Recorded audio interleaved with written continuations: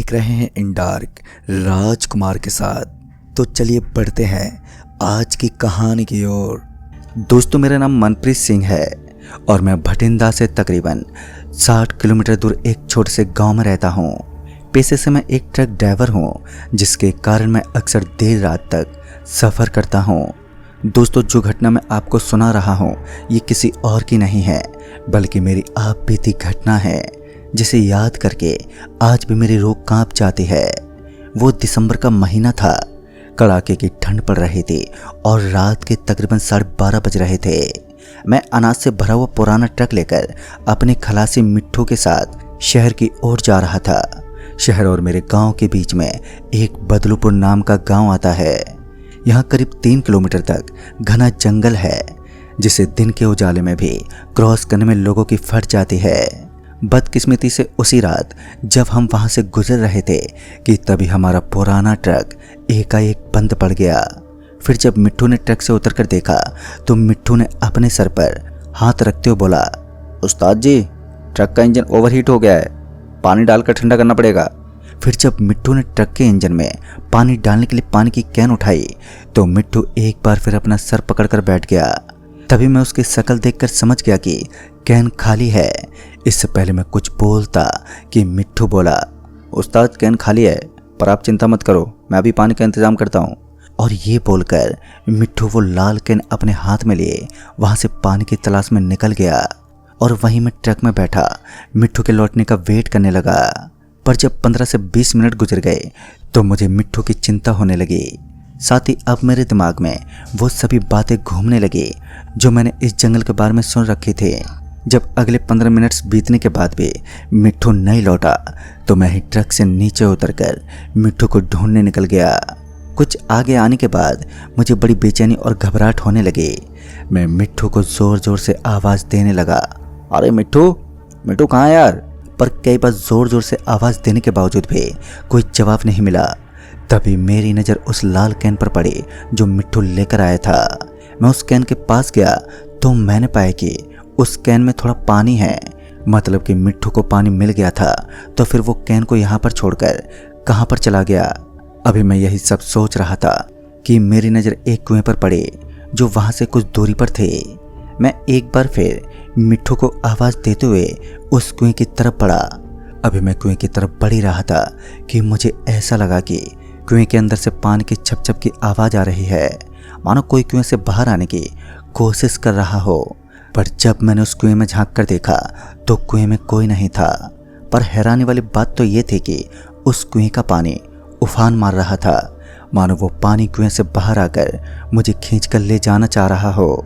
तभी मैं तुरंत ही उस कुएं से पीछे हटा। अभी मैं पीछे हटा ही था कि तभी पीछे से आवाज़ आई, उस्ताद पानी पिला दो। जब मैंने पीछे पलटकर देखा तो मेरे पैरों तले ज़मीन खिसक गई। मेरे पूरे बदन के रोंगटे भी एकदम से खड़े हो गए। मैं उस वक्त इतना ज़्यादा डर गया था कि मैं डर के मारे एकदम से वहीं नीचे गिर पड़ा। दरअसल मेरे डर और खौफ का कारण मिट्ठू की बदली हुई सूरत थी। उसके चेहरे पर बुरी तरह से दरारें पड़ी थी जिनसे खून निकल रहा था। उसके होंठ पत्थर की तरह हो गए थे और उसकी आंखों की पुतलियां भी अब काली पड़ चुकी थी। पर मिट्ठू अपने दोनों हाथों को अपने मुंह के आगे जोड़े हुए मुझसे लगातार यही कहे जा रहा था कि उस्ताद पानी पिला दो, बहुत प्यास लगी है।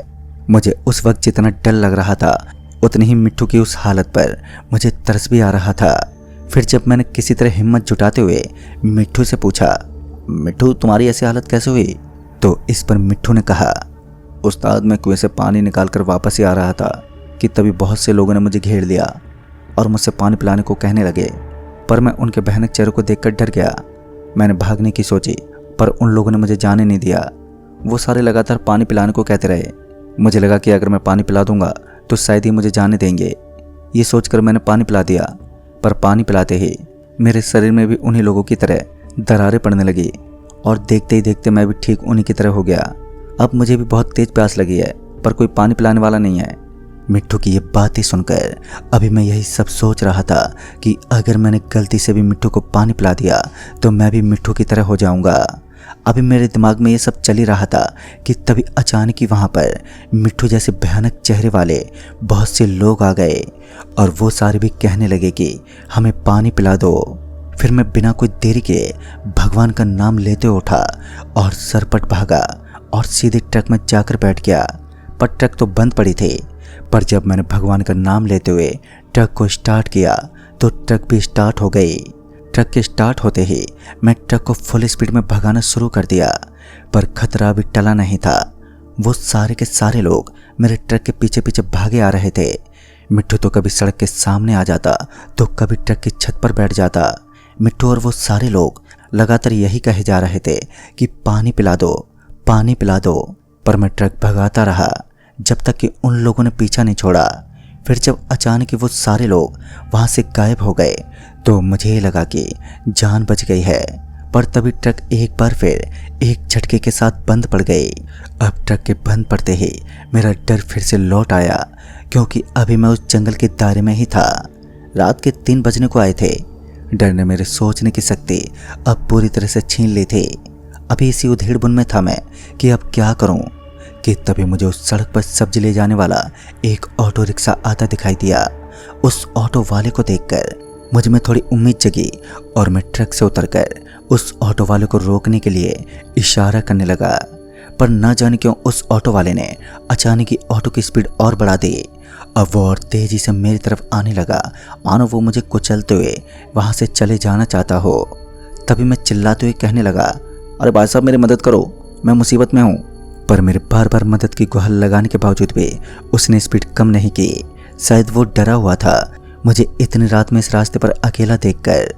मुझे लगा कि ये ऑटो वाला सच में ही मुझे कुचलकर चला जाएगा कि तभी उसने ऑटो वाले ने ऑटो रोक दी और ऑटो रोकते ही उसने कहा, जल्दी बैठो। उसके इतना कहते ही मैं झट से उसके ऑटो में बैठ गया और मेरे बैठते उस ऑटो वाले ने ऑटो को भगाना शुरू कर दिया। मैं अभी सांस ही ले रहा था कि ऑटो वाले ने बोला, तुम पागल हो क्या? तुम्हें पता नहीं ये जगह कितनी खतरनाक है? तुम्हारे चक्कर में मुझे भी अपनी जान से हाथ धोना पड़ सकता है। इस पर मैं कुछ बोलता कि उसने कहा, अभी चुप करके बैठे रहो जब तक कि हम इस जंगल को पार नहीं कर लेते। फिर करीब 1-1.5 किलोमीटर आने के बाद वो जंगल पीछे छूट गया और फिर उस ऑटो वाले ने ऑटो रोका। पहले तो कुछ मिनट तक हम दोनों चुपचाप अपनी चढ़ी हुई सांस को नॉर्मल करने में लगे रहे। फिर ऑटो वाले ने पूछा, भाई साहब आपको किसी ने बताया नहीं कि ये रास्ता कैसा है? इस पर मैंने उस ऑटो वाले को सारी बात बता दी। मेरी बात सुनकर उस ऑटो वाले के भी अब पसीने छूटने लगे। फिर मेरी बात सुनने के बाद उस ऑटो वाले ने बताया कि बहुत पहले की बात है। कहते कि इस जंगल की जगह पर पहले कभी एक गांव बसा करता था।